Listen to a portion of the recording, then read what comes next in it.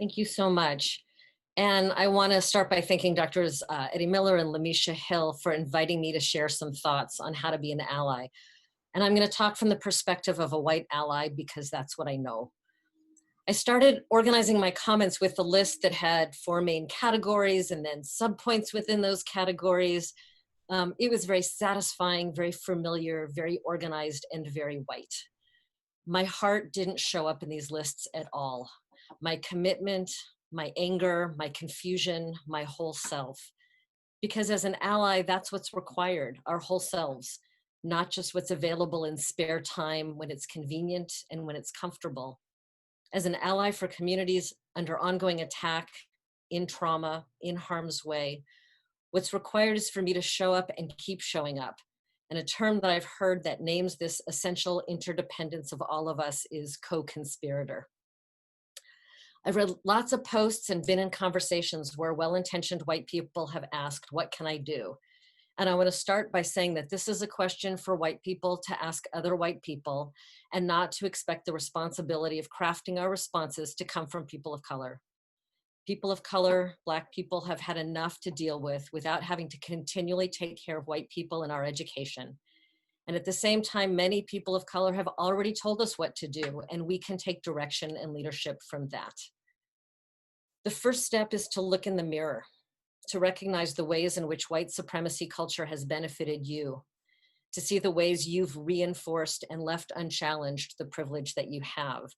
Look in the mirror and see the ways in which you avoided the difficult work or distance yourself from taking in, and I mean really taking in, the harm that white people, white culture, and white institutions have caused those with darker skin. Our intention is beside the point. The impact of our actions needs to be the focus. Look and acknowledge that this is about you and about me. And then stop looking in the mirror because all our self-awareness and centering the conversation on white people is part of the problem. Look outside yourself and your own experience. Read the books and articles and memes and posts. Watch the videos and TED Talks. Listen to the podcasts and commentary. Listen to your friends and colleagues and people in your life. Listen as if it deeply matters to you what their daily experience, their collective history, their pain, and their triumphs have been and continue to be. There's a list going around called Anti-Racist Allyship Starter Pack. Check it out. Because to be a legit co-conspirator for the long haul, it has to matter to you and you have to really commit.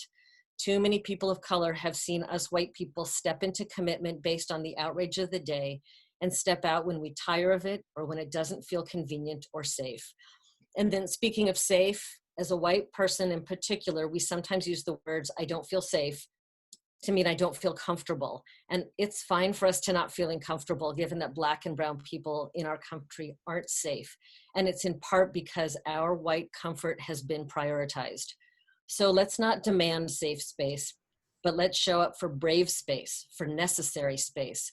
And let's get better at discomfort because it's the price for people of color's actual safety. So I was asked to give tips and take some notes. There's a test at the end. So we need to shut up and we need to show up. We need to shut up. I have 5 shut ups. We need to pay attention to who takes up airtime in a meeting or conversation and take up less space, make more space for Black voices. We need to shut up and take direction from people, from Black and people of color elders and young people and leaders and thinkers and not believe we know best. We need to believe people of color when they point out racism they experience. We need to stop telling people of color we're shocked about what's happening. Stop pointing out how this feels new or different or surprising.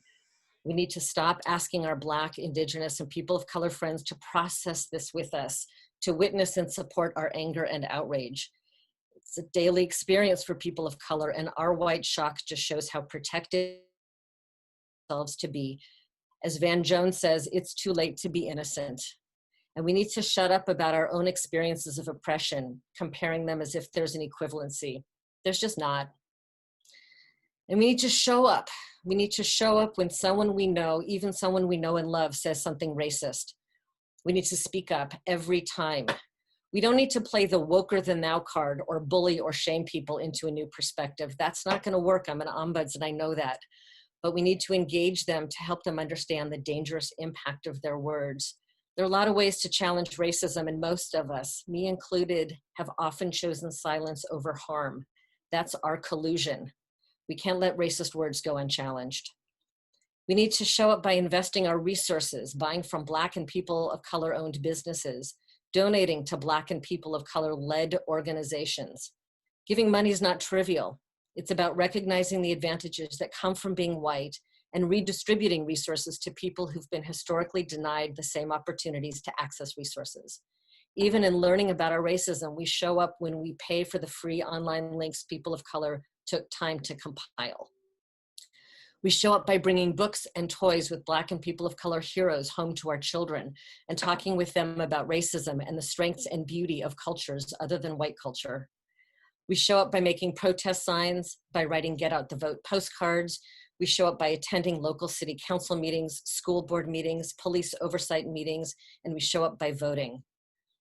We need to show up by valuing the experience of a diverse workforce, because without people of color at the table, in leadership roles, in full partnership and belonging, we only recreate what we have, and what we have harms our communities and harms Black people. We need to show up on social media to share with other white folks that we're doing anti-racist work. It doesn't make us the good white person, it just makes us visible as working on our own racism.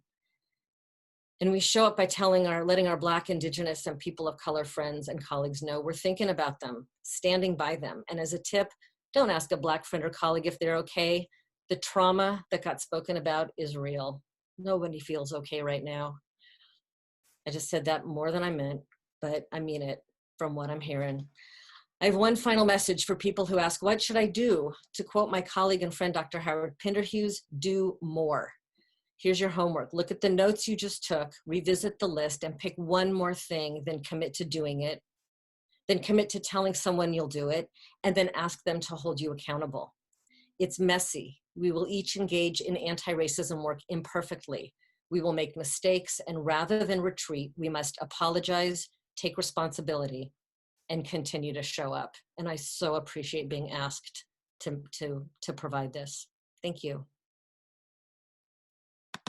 Thank you, Ellen. Do more. We'll leave with that. That's great.